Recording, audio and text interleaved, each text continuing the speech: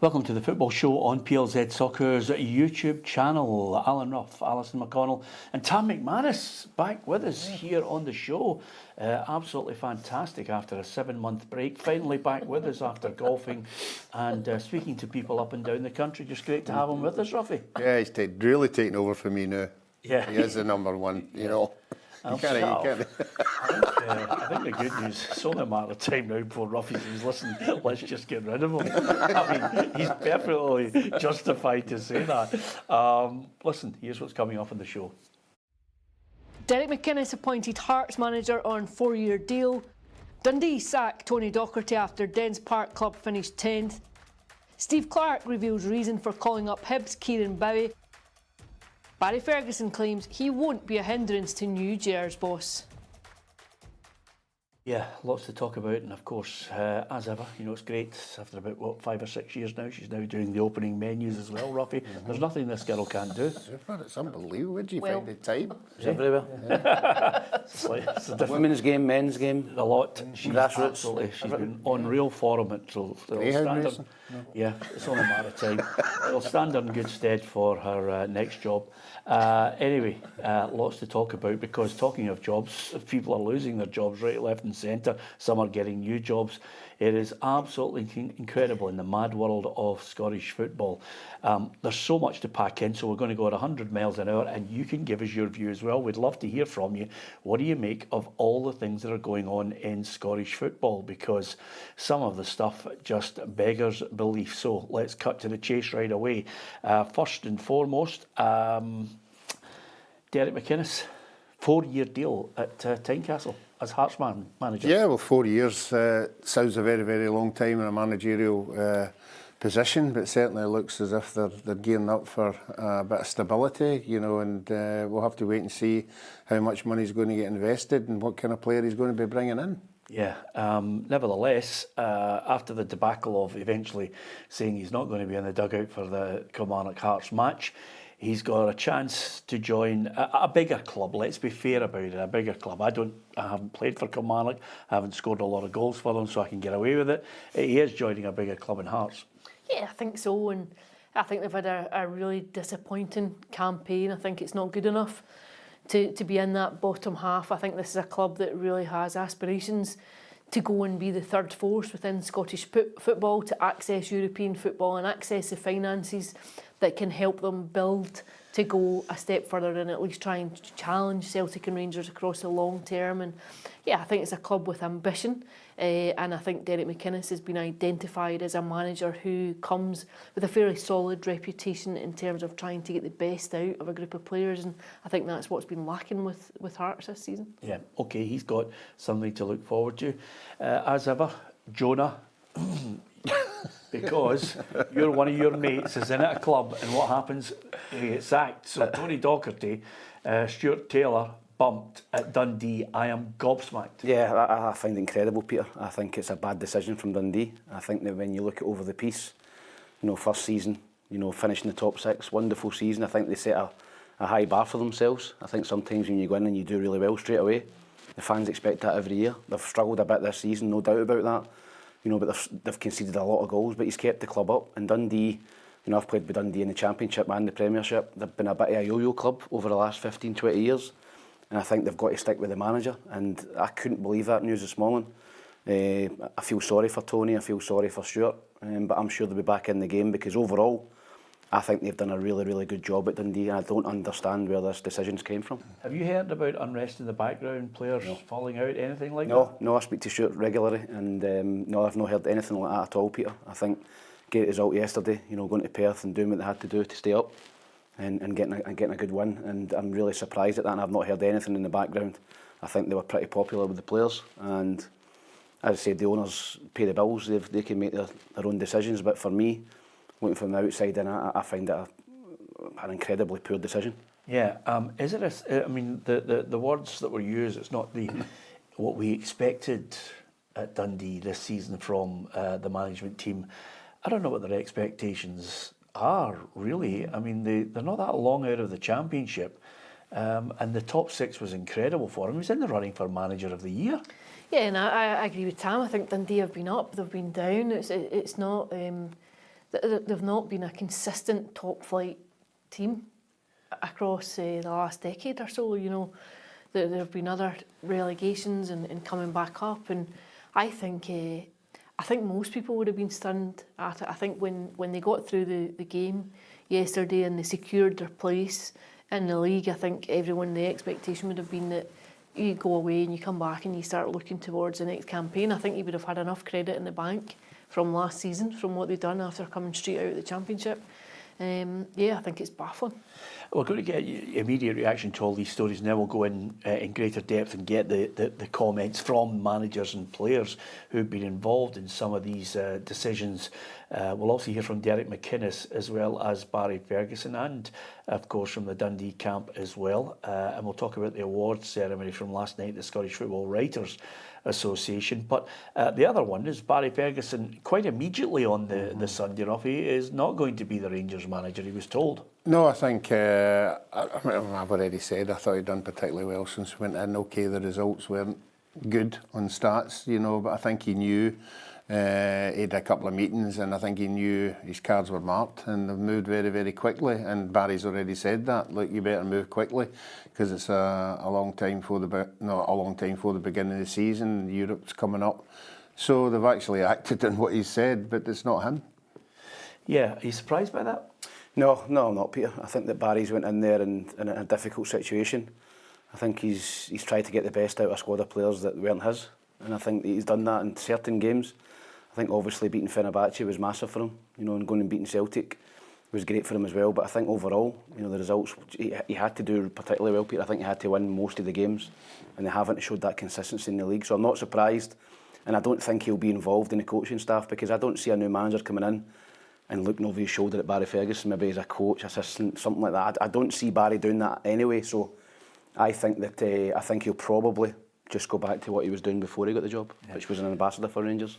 I'm glad you mentioned that, because it is coming up. I did actually finally get into the press conference to say that to him. It's an interesting answer from him. We'll also discuss 7 uncapped players named in Steve Clarke's Scotland squad as well for those 2 internationals coming up. We'll discuss the squad and what you think of the players that he's picked. And so here are the results from the weekend in the Scottish Premiership. And it was an interesting weekend because after all, as well as the title being well and truly done and dusted, it was a case of looking to see who was going to be in that bottom area to play in the playoff, and in the end it ended up being Ross County. No great surprise, I suppose, Ruffy. At the start of the season, I think all of us maybe picked St Johnstone and Ross County, but it was right down to the wire. Yeah, most parts of the season I think they were the 2. If there was a 2 out of 3, they'd be the 2.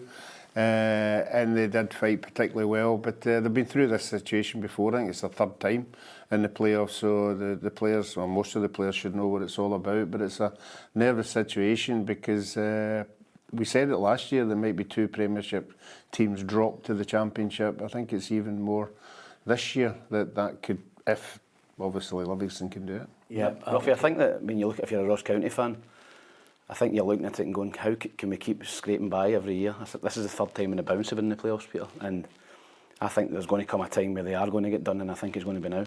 Yeah, give us your thoughts on it. What do you think? Ross County, can they have another success that keeps them in the Scottish Premiership? Is it going to be one of these dramatic penalty shootouts again? We'd love to hear your thoughts on it. And what about the managerial sackings? I know Barry Ferguson's a hot topic at times. We'll hear from Barry shortly. Derek McInnes, will he be a success at Hearts? Tony Docherty, Dundee, what are the expectations? Congratulations to Brendan Rodgers, Scottish Football Writers Association Manager of the Year.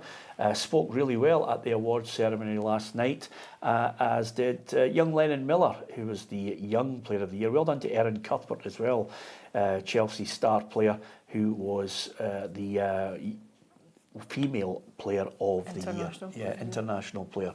Do you know, I actually started to hesitate there, and I thought, I better get this right. Well done, Ali. International player, and she also spoke well about picking up the award. Although, again, with some players saying it's a team game, but nice to get it on an individual basis too. It's so packed, so let's get into the meat and bones of it. First of all, Brendan Rodgers winning the title, picking up the Manager of the Year award for the Scottish Football Writers, and he's got a job to do. They unfurled the celebrations, the flags, everything at the game against St Mirren. It was 1-0 to St Mirren. It looked as if St Mirren were on course to suddenly go undefeated in the top half of the campaign and secure European football at one point, because things weren't going according to plan elsewhere for Dundee United. In the end, one man got a goal for his 16th consecutive season, Tam, James Forrest, and I think the whole place went crazy. Yeah, I think it's fairy tale stuff for James Forrest. I think when you look at his performances over the years for Celtic, he's a bit of an unsung hero. I think it's only this season that he's maybe getting the credit that he deserved. I think he's been underrated by a lot of Celtic supporters over the years.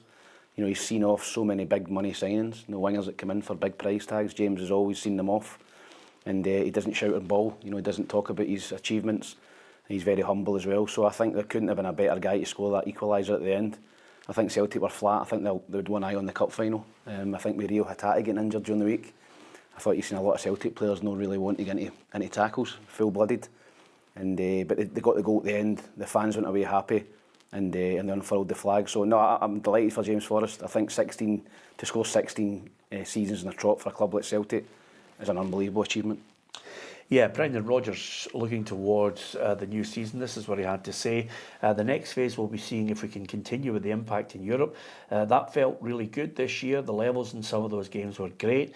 We want to be a team that consistently does that. It's really sustaining this club as a really respectable, competitive club in European football at the highest level. On a personal level, it's more than trophies. It's how much more can I help bring into the club through player sales, improving players and establishing the academy so we can get players through quicker. So he has his tasks.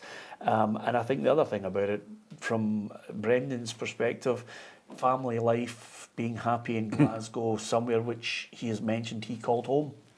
Yeah, I think he seems very content. I think there's been one or two comments that would maybe raise an eyebrow when it comes to transfer windows and expectations, and I think that might be quite an interesting watch over the summer when it comes to recruitment and what Celtic do as they look to not only consolidate where they are domestically, but try and sustain the kind of results that they had this season. I thought it was a fairly strong Champions League campaign.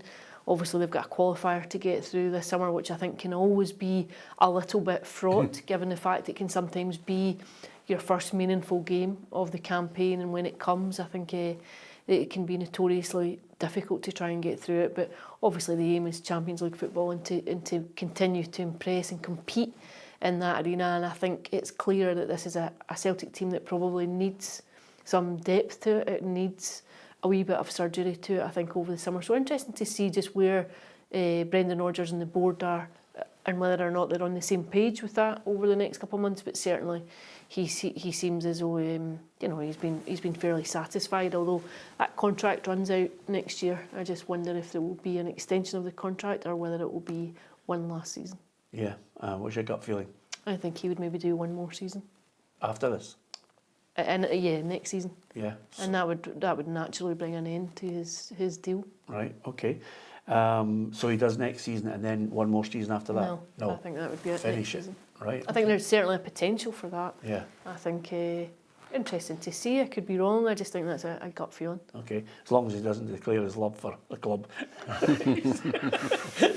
just has to part on half decent terms this time around. Yeah, absolutely. So banned for another 6 months. Yeah, well, that's 6 months on to 5 years, probably the way things are going.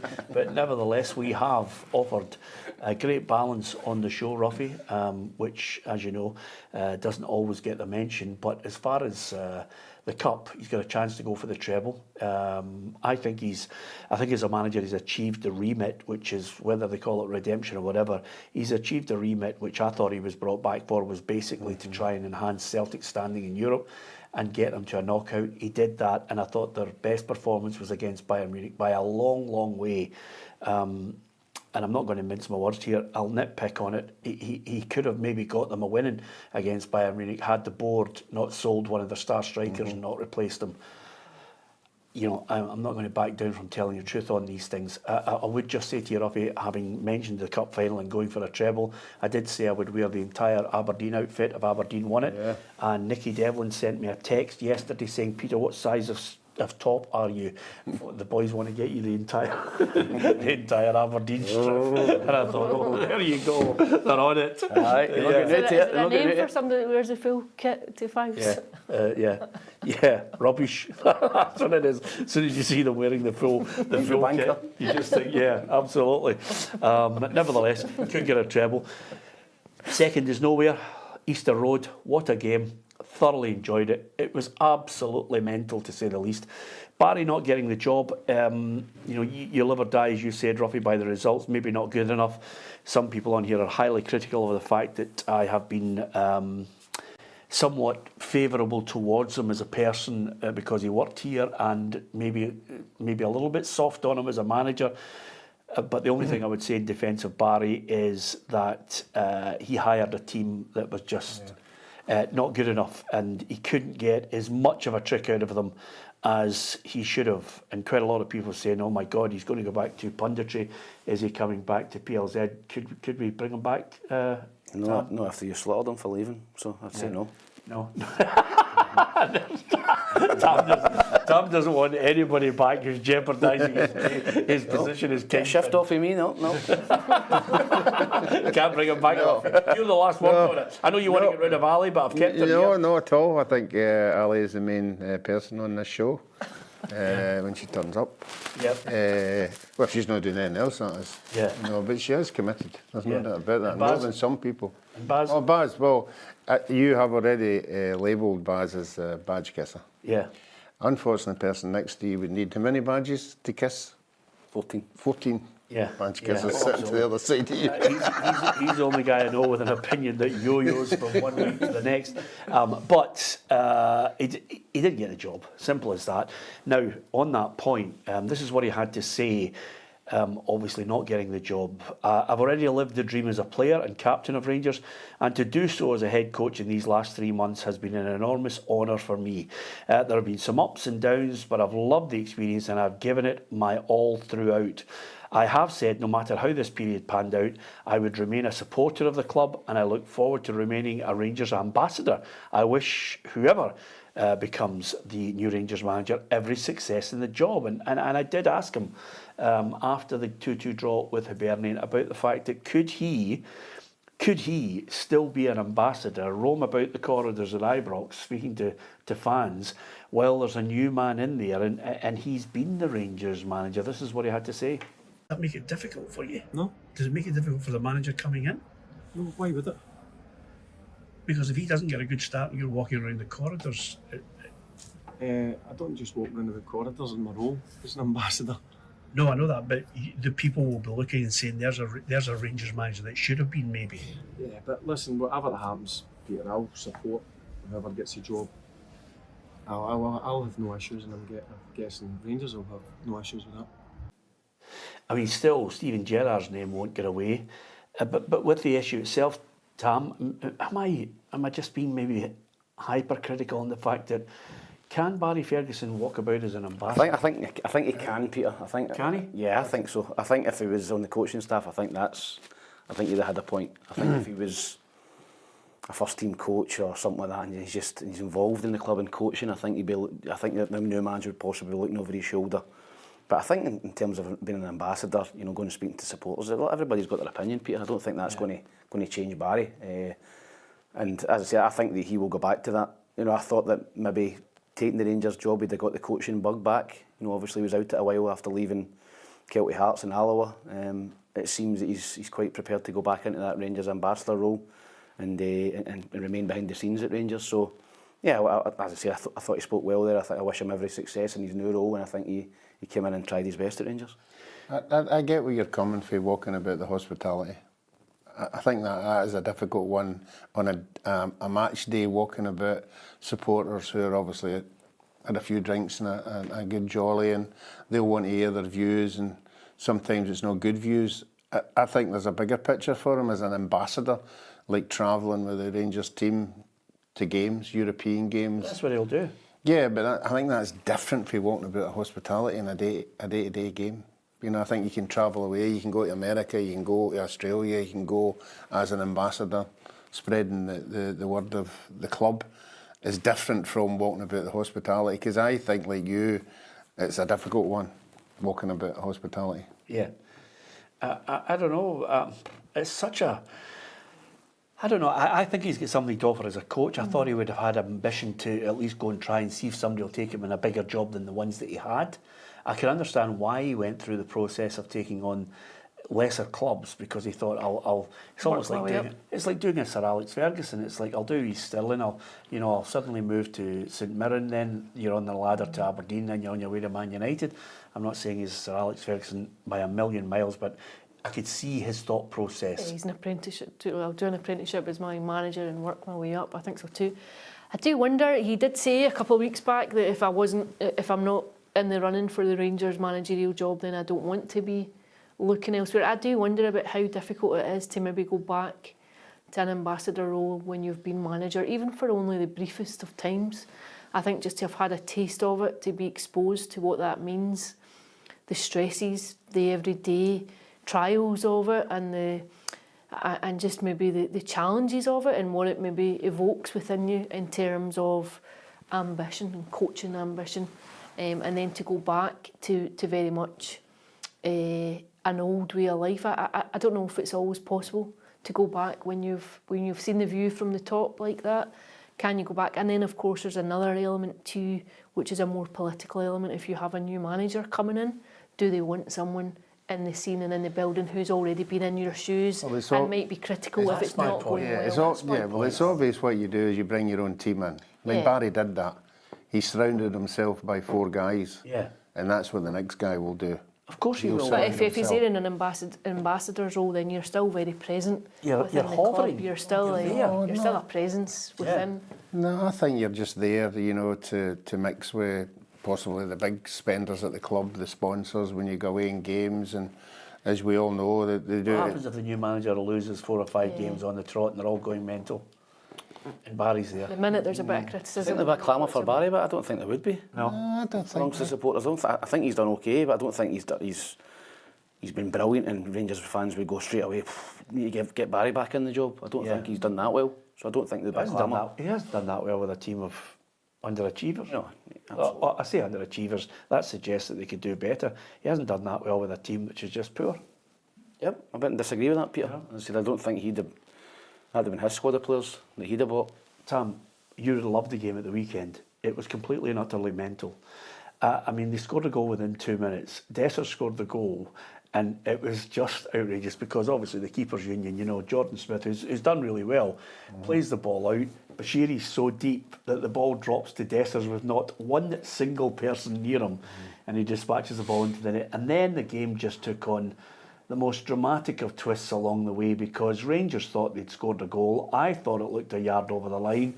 The word from VAR was that they couldn't provide, similarly Easter Road with Alistair Johnson, they couldn't provide a definitive angle that proved that it was over the line. So the referee says play on, and about 60 seconds later, Kieran Bowie's put the ball in the back of the net for Hibs. Yeah, listen, I think it's a really poor decision. There's no doubt about it. Peter, the ball's over the line. Unfortunately, we don't have goal line technology, which is something that's got to be looked at. I think when you listen, it's a bit of a nothing game at the end of the season. But if Rangers were going for the title or whatever, it's a totally different conversation we're having, Peter. So, does it need to be if Rangers are going for the title? What about the decision in isolation? Which is it's a poor decision, Peter. But I'm just saying it's maybe not get the traction that it would have got if it was something really on the game. So it's a poor decision. Ball's clearly over the line. Rangers have every right to be disappointed and angry at that decision. I'm sure Barry spoke about it at the end of the game, but yeah, it was an end-to-end game. I thought at one point that the 5 each was back on from a couple of seasons ago. Because listen, both teams just went for it. There was nothing really. Hibs had third place tied up. Rangers were going to finish second anyway, so both teams just went at it and toe to toe. And Hibs got the equaliser, obviously, with a great ball in from Cadden and a great finish from Martin Boyle. So, yeah, I thought over the piece Rangers were probably the better team, and Hibs would have been happy with a draw. Yeah, this is what Barry had to say about the decision. Yeah, look, I don't want to get myself in trouble, but baffling. That's all I can say. No, and listen, I've got to watch what I say, but I watch it again right after the game. I seen it when it happened. I seen it again at half time. I seen it at the end of the game. What's the point? Yeah, probably not a good idea just to take a fine as you head back out the door. As but see the wee bit of the flaw in this is he's seen it 3 times. Yeah. The referee didn't get 3 times to see it. Yeah, but the other 16 or 18,000 inside the ground all. But did you see any of the Rangers players complaining about it? What does that mean? Well, they weren't 100% sure that it was over the line. There was none of them claiming for it. The only person that was claiming for it was Raskin. Did you think it was a goal?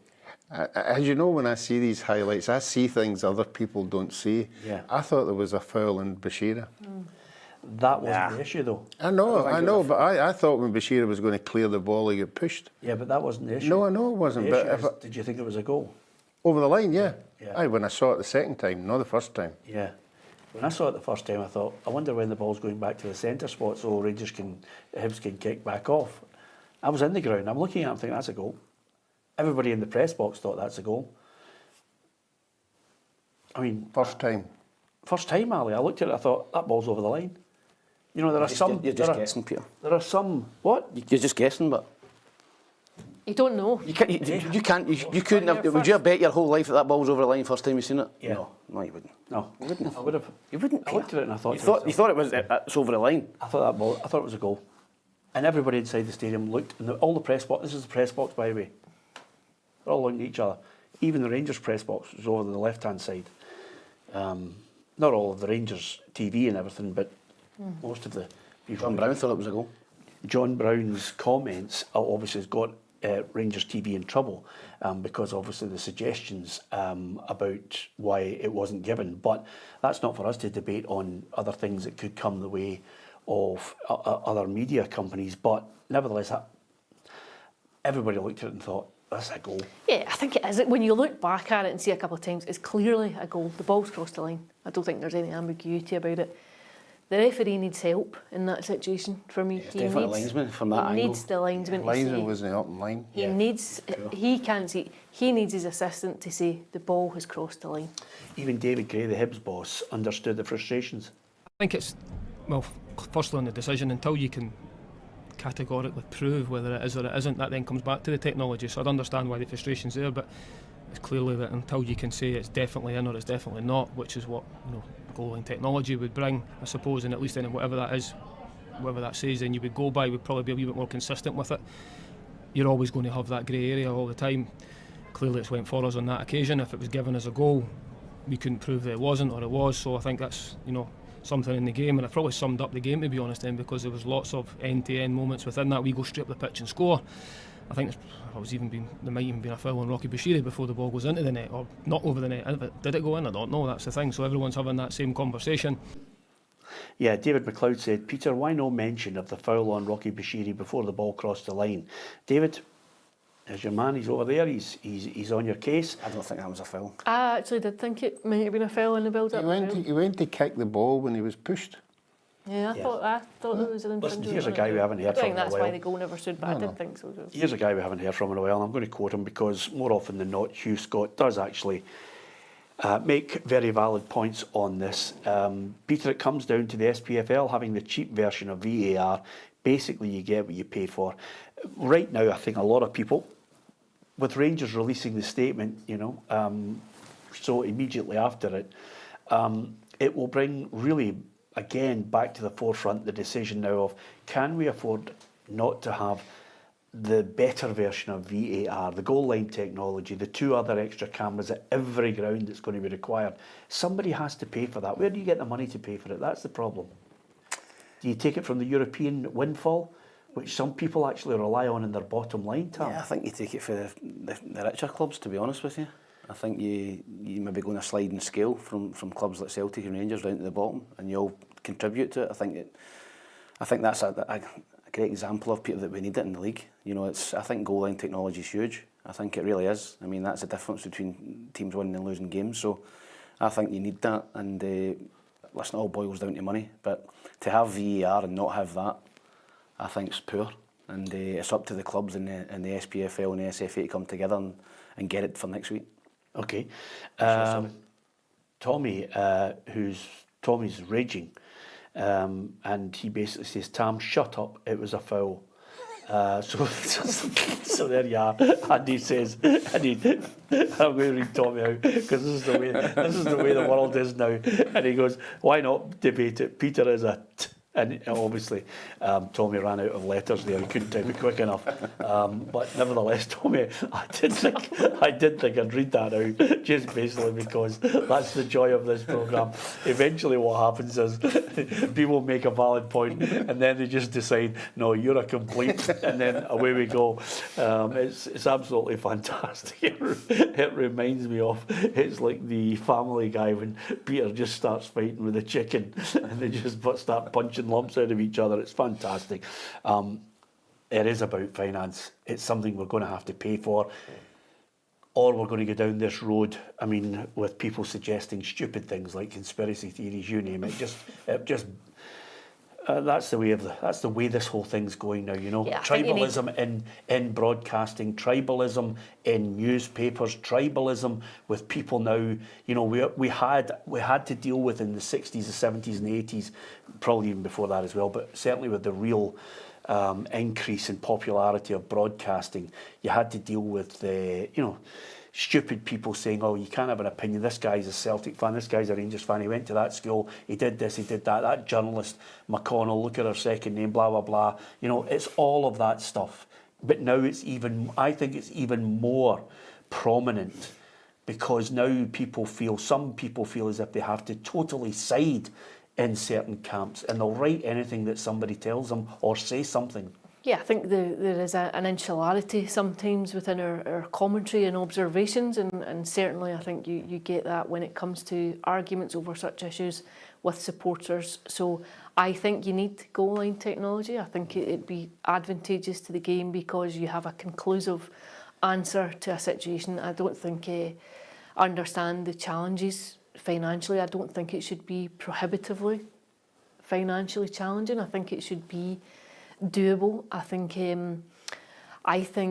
Tam makes a good point. If this is a game where a European place had to be settled, for example, or a league title was at stake, and you go back earlier to the Alistair Johnson goal at Easter Road, earlier in the campaign, again, it was chopped off and there was no real definitive view whether or not the ball was in or the ball was out. I think you need that technology to help you, and I think it would be a step in the right direction. Okay, now when we talk about some of the comments that people can make, some of the actions of fans has been reprehensible this season, and I think there needs to be a tougher and harder line taken on the conduct of some supporters who should never be allowed back inside the ground.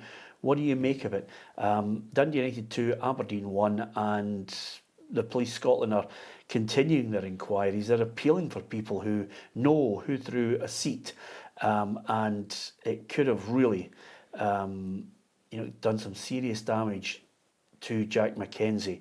He was struck by a part of the seat thrown by his own supporters in that match where Aberdeen lost to Dundee United. Ruffy, where are we going? He could have lost an eye. He could have had some serious injury that could have prevented him playing football again because of a thug, somebody who is a criminal who endangered another person who was just going about his profession. Yeah, and at the end of the day, it could have hit anybody. You know, it wasn't directed particularly at him. There was kids on there as well. It could have hit one of them. You know, but we've said it in the show on numerous occasions, catch these people and shame them. You know, like the guy, the last one we talked about was the guy who put 66 up on his phone. He lost his job. You know, and you would think when supporters see things like that, you know, you wonder the mindset of why would they do it. You know, when they see the punishment that does get dished out there. But unfortunately, we've got to catch them first. Yeah, absolutely. And, we all have our opinion on it. Jim Goodwin and Jimmy Talleen didn't hold back. It's an absolute disgrace. I'm, gutted for Jack MacKenzie, who's a terrific young player, and for him to be hit and seriously damaged. I'm led to believe he's down having stitches right now. But to be hit by an object thrown by his own supporters, it's crazy. And it's not the first time. I've had a number of objects thrown at me throughout the season by the Aberdeen supporters, and nothing has been done about it. So maybe it'll take for a serious incident like this to happen in order for the authorities to really step in and take notice and punish those guys and ban them for football for life? I just met him for some minutes ago.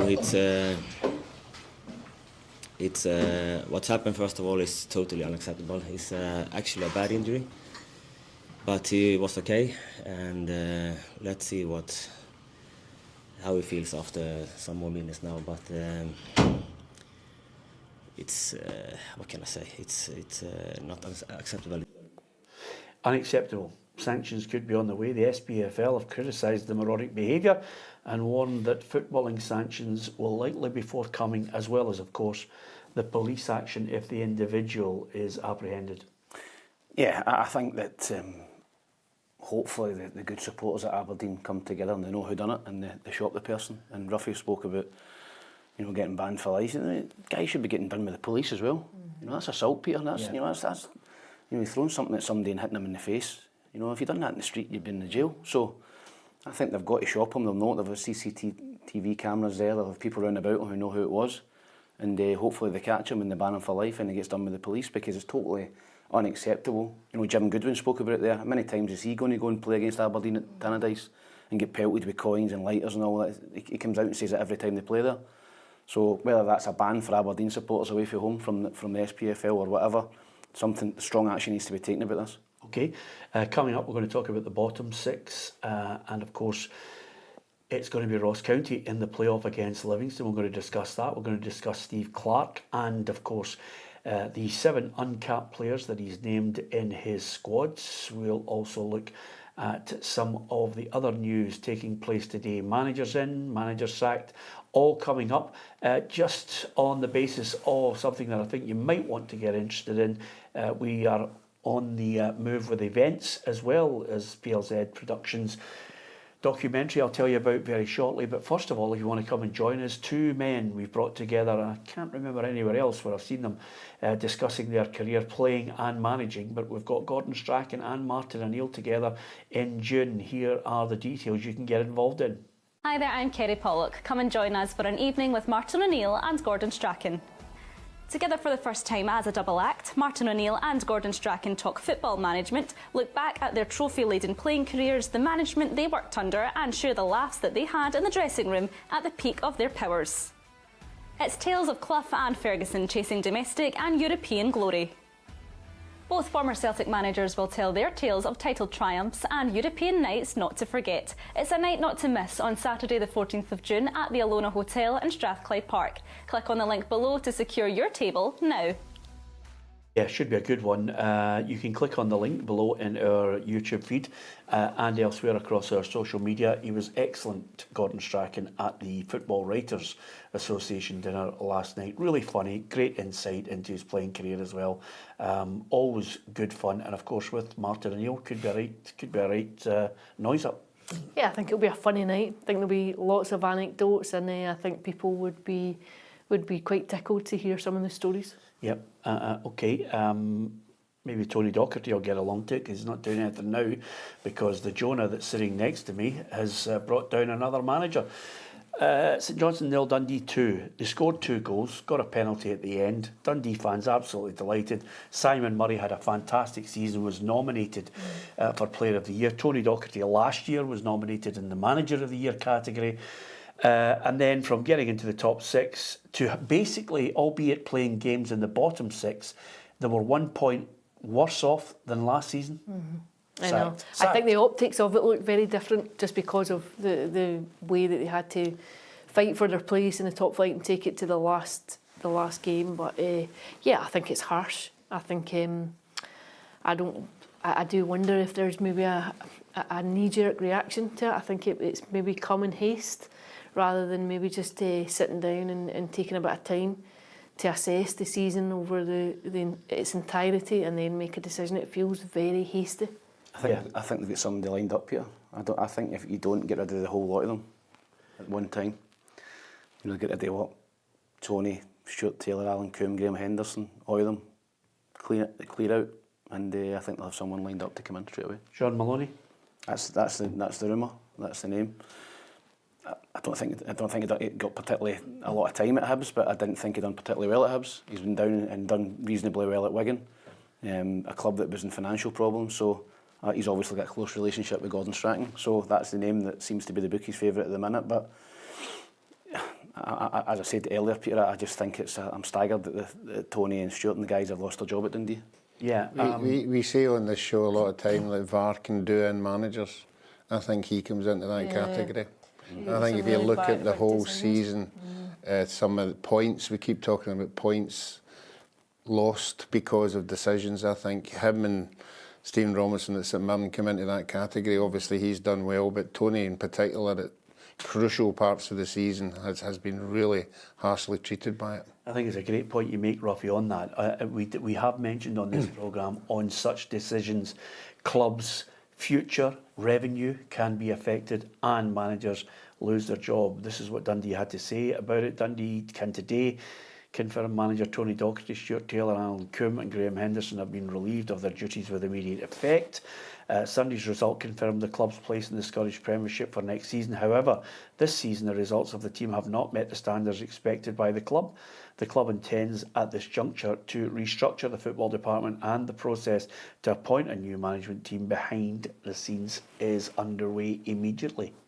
I mean, I'm absolutely gobsmacked with it. Of course, one man who watched his side go down and knew they were down before they played Dundee was Simo Valakari. He's obviously got big questions of players who might not want to play for him in the Championship. He had something to say on that, as well as Tony Docherty's last words as the Dundee manager was paying tribute to one of the star players that he had, Lyall Cameron, who's on his way to Rangers. If they think that they will find better than what we have here, I'm more than happy to let them go, because I want best for my players. So if they can go there and play, in the Premiership, or they can find some better place, I will take them there, by my car, and wish them all the best. But he's been a fantastic ambassador for this football club. Brilliant character. He'll go on to have a really successful career, but I think the club are indebted to him and thank him for his services, and I think he's seen that, and it was really fitting today that he scored the 2 goals that allowed us to achieve that objective. Yeah, I think a nice send-off. There wasn't any kind of a real... There was no vitriolic, Trent Alexander-Arnold stuff with the Dundee fans. They seen a young boy who, like Luke McCowan, gave them some good service, showed some great potential, and he moves on. Yeah, listen, I think when you get homegrown players coming through, Peter, they want to go and better themselves. They want to go to bigger clubs, and I think Lyall Cameron falls into that category. He's come in, he's done really, really well at Dundee.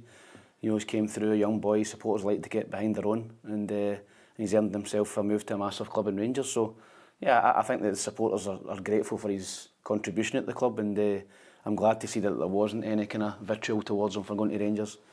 Sometimes when players go to Celtic and Rangers, supporters get really annoyed at it, but no, I think it's just a natural chain, of order in Scottish football. If you're a young player and you're at a smaller club, you want to go to a Celtic or Rangers, or you want to go and test yourself down south. So I think he's done particularly well at Dundee, and I think he'll be a good signing for Rangers.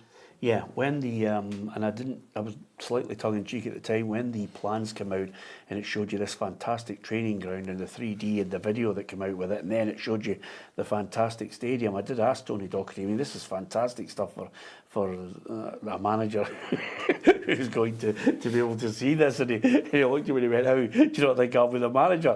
And lo and behold, this is a situation you find yourself in with it. I mean, you just have to... I think Tony Docherty is one of those guys who'll probably just sit back and say to himself, okay, I want to reset. I think I can do a job elsewhere. I think that some chairmen and managers might look and say that Tony Docherty's a good coach. He's got a really good reputation, as has Stuart Taylor in the background with him. Yeah, I think so too. I think he'll probably maybe just want to go and take a breather just now. It's obviously been particularly intense, the run-in, and making sure that they stay up. But I think there are qualities there. As I say, I think Dundee have acted hastily. I think he had enough credit in the bank from last season, so I certainly think that they will attract interest from elsewhere. It'll be interesting. This is a couple of jobs doing the rounds now. There's a job at Kilmarnock. Well, I was going to say to you, is it now? Not Billy Bowie doesn't come into this category because I think Derek has highlighted, and we're about to actually, hopefully with a bit of luck, just hear from the camp with regards to Derek McInnes shortly. But Billy Bowie doesn't come into that category because quite simply he had a good relationship with Derek McInnes to understand that he wanted to go and speak to Hearts. Yeah, listen, again, Hearts is one of the biggest clubs in Scottish football. no disrespect to Kilmarnock, but Derek McInnes has done a really good job at Kilmarnock, got them promoted. When they were touch and go to get out the Championship under Tommy Wright, he came in, got them over the line, got them European football, and then, okay, they've had a poor season this year, but they've still stayed in the league. So I think that, chairman, I've got to be realistic. When clubs like Hearts come in for you, in terms of a manager, then you're going to go there with the money that's behind that club as well, with the new investors. So, yeah, I don't think there's been any issues there with Kilmarnock, but it's been interesting to see if Tony Docherty's in the running for that job. I think that he's done particularly well at Dundee, and certainly I think he would be on a short list along with a guy like Stephen Naismith. But I spoke to Stuart Taylor yesterday after the game, before the game, and I said, listen, we'll get a game of golf next week at Straven, next Wednesday if you're not in the playoffs. And he said, brilliant, no bother. So I think we'll definitely get that game now. Yeah, absolutely. You can have it any day you want. Yeah, you can have it in the wedding because we're all going out for our end of season party. So you and Ruffy will be able to play golf with them because Ruffy never really turns up to any party of anybody that means anything to him. Let it go, let it go. He's not even going to one of his best mates' parties and that. And I mean, I'm just an acquaintance, but when you don't go to your best mates, something wrong. Listen, our reporter Blair Malloy was out there at Tynecastle as they unveiled the new manager, Derek McInnes. Good afternoon, Peter. Yes, thank you, and welcome along here to Tynecastle, where Derek McInnes has officially been unveiled as the new Hearts manager this afternoon, and he's already laid out what he wants to achieve here in Gorgie. Delighted, absolutely delighted. Obviously, it's been kind of last few days a bit problematic, no straightforward. Sometimes when there's change, there's such as a way, but the opportunity to manage Hearts was just everything I wanted, to be honest. I've always felt this was a club that I wanted to manage. I think it's a good fit. I think they can match my ambition and what I want, and equally, hopefully I can give them what they want. The intention is to try and deliver silverware, bring sustained success in the pitch, and just be the biggest animal we can be, and try and meet the expectation that's there from everybody. It's obviously managed before of a similar sized club at Aberdeen, and there's similar expectations, but I feel as though we've got so much going for us here at Tynecastle and at Hearts that there's a real excitement about being the guy to take it on. Speaking on his somewhat controversial exit from Kilmarnock, he gave a very candid and a very honest answer about that one. He said that he had nothing to apologise for in the way that he left Rugby Park. He also said that it was his decision not to be in the dugout for yesterday's game against Hearts. He said that he wanted to take himself out of the centre of attention. He didn't want to be about him, and he didn't want to put the fans and the players through that. As for the Jamestown analytics that he'll be working under, and Tony Bloom, he said that the analytics system gives Hearts an advantage over other clubs in the league, and he's very much looking forward to adopting that into his managerial style. And as for behind me, Tynecastle, well, he spoke about the atmosphere here, and he says he wants to make it a much more difficult place for opposing teams to come and visit. He said it's become too sanitised of late, and that he's going to turn this place back into a fortress. So Derek McInnes today unveiled as new Hearts manager on a 4-year deal. 4-year deal. Can he bring silverware? That would be immense if he could do that. Well, I think they come into the same category as Aberdeen. You want to be going for third place, and you want to be in semi-finals, and you want to be in finals. That's what the supporters expect. I mean, it is a large amount. There's 18,000 in there every second week.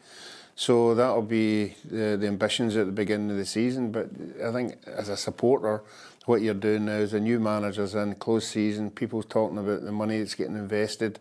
You want to see what kind of quality you're bringing into the club. Yeah, as far as the game was concerned, in the end, Hearts won it by a solitary goal.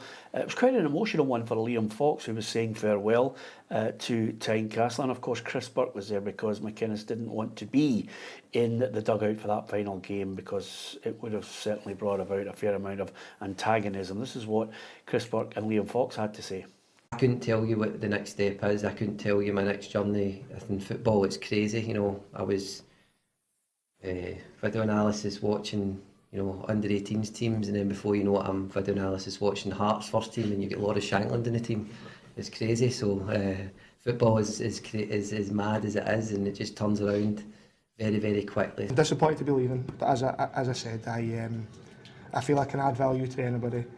And instead of looking and being disappointed and being bitter about it, that's fine. We'll move on. We'll see what comes up, and I'm excited to see what's next, whatever that may be, wherever it may be. He was quite emotional, Tam, on his departure. I think he's a person who has a really good reputation as a coach.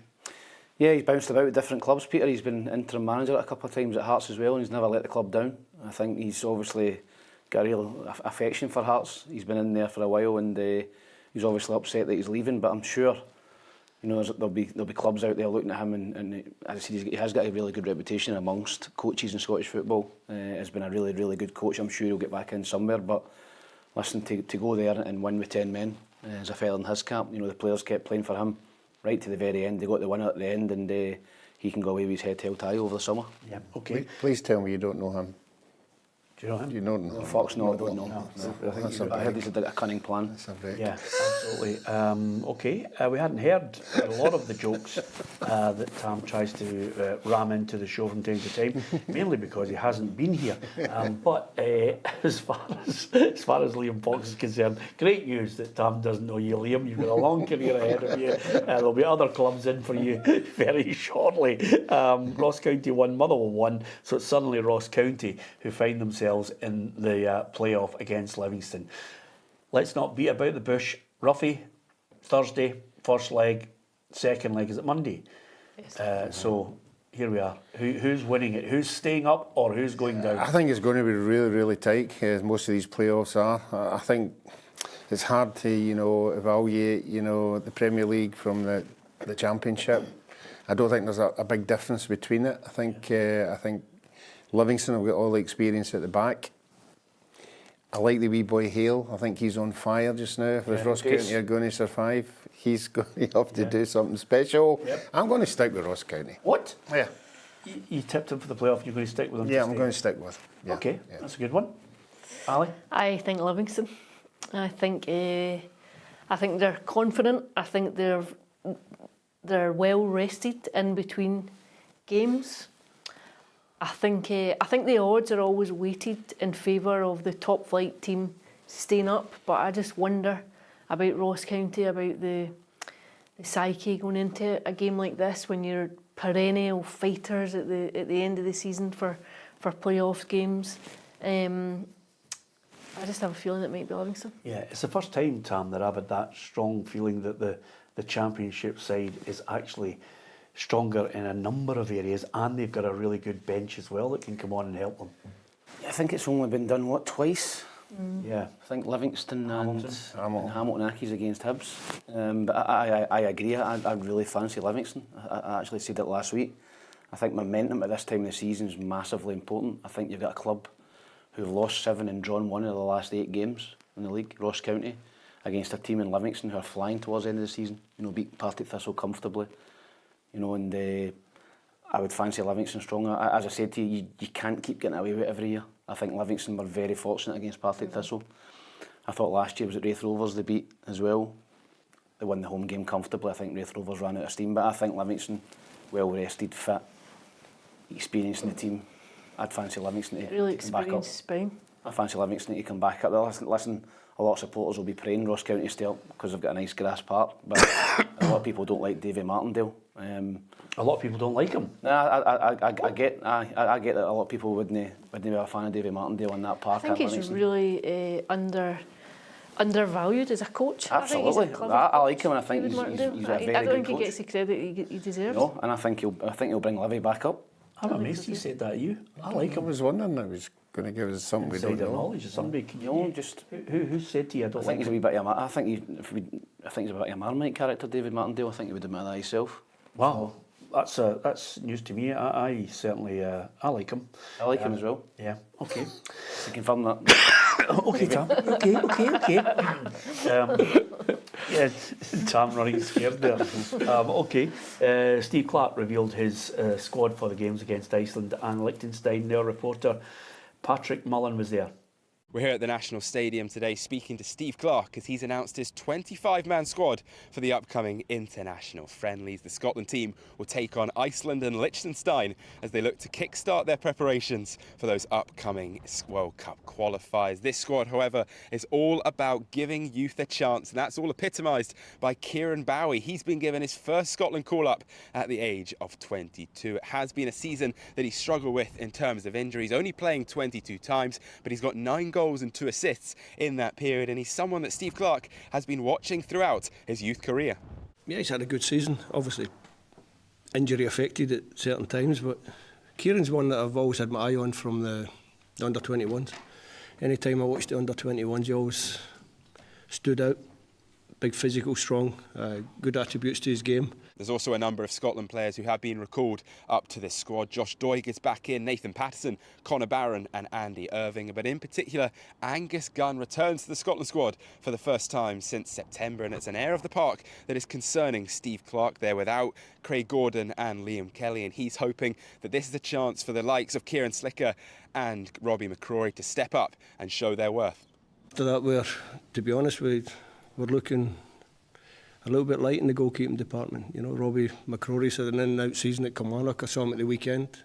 He did okay, but he's had a season in and out. There's quite a lot of the boys like that. Kieran Slicker's not playing regular football, so it's an area of the pitch that does concern me. I think when you look at the future of the Scottish national team. For Steve Clarke, he says this is the perfect opportunity to get more players involved in that Scotland setup. Let them understand what challenges, what demands come with being an international footballer, and ultimately better this squad going forward. It all gets underway on the 6th of June as Scotland take on Iceland here at the National Stadium. If you want to watch the full Steve Clarke press conference or any other Scottish football related content, we've got you covered all across PLZ Soccer's YouTube channel. He's an absolute professional, Patrick Maloney. He always remembers a wee bit of promotional stuff at the end of it, Ali. Bear that in mind. I'll tell you one thing I really like is I like Kieran Bowie. I'm desperately hoping we can get a striker that can score goals, but he looks a real menace. Yeah, I did wonder. I think there had been a bit of a clamour. There had been some chat about Simon Murray's inclusion in the squad, and I think just obviously I think Simon Murray's maybe 33. You think Kieran Bowie, just a youngster coming through. And I think again there's been a bit of a clamour for his inclusion too. He's impressed this season, and I think what you're seeing there is a squad that really is a nod to the future. Yeah, okay, we wish them well. Hopefully Scotland can get 2 good wins under the belt against Iceland and Liechtenstein. Good line from Hoopy the Dug. A great thing about YouTube is you don't need to put your name out there, Tam. And he goes, possibly a Celtic fan. Yeah, Peter Martin can't believe people don't like Martindale because he likes him. That's a great point. Okay, I'll take it on the chin. Okay, I just have to say I'd never heard. You know how sometimes you can hear a murmur about people in the game about I don't like him or this guy's a manager, he's a moron or whatever. I don't think it's within the game. I think it's outside perception. From East Kilbride. Outside perception, aye. Yeah, I don't think David will be worrying about anybody from East Kilbride. It hates him. Lots of people in East Kilbride hate. You hate me. I mean, what the chance of Davy? I wouldn't worry about it. Anyway, Ruffy, the good thing about this programme, we'll be back next year. Lots of, great content coming our way. And one of the good things that we do on a regular basis, we did do a documentary on David Martindale. And we have out today, we released it to our PLZ Premium over the weekend to give them early access, something that if you hit the subscribe button to PLZ Premium, you'll get lots of bonus material, benefits for the shop, and early access to our events like Gordon Strachan, Martin Neal and much more coming our way. But we've released today on PLZ Soccer. You can watch it absolutely free now.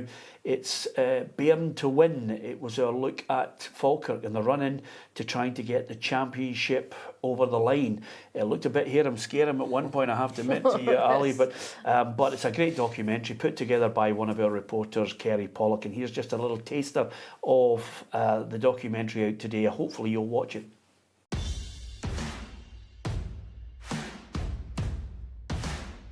Scott Arfield, who began his playing career at the club, made his return in January and has been crucial in the Bairns' quest for back-to-back promotions. Well, Scott, this is the venue We're nearly there now. Just one more win and then it's over the line. You're going to be champions. How does that feel?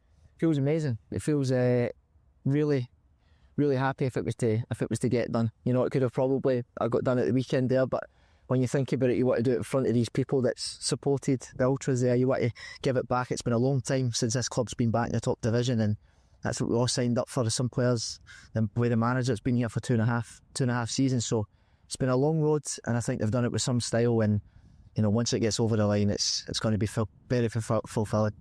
Adele? Yeah, really looking forward to seeing that as well, Ruffy. Good insight into Falkirk. We get access all areas. They're a brilliant club anyway. I'm a big fan of John McGlynn. I apologise to anybody who's watching the programme who doesn't like him, but I like him as well. I like the club, Ali, and it's a great documentary.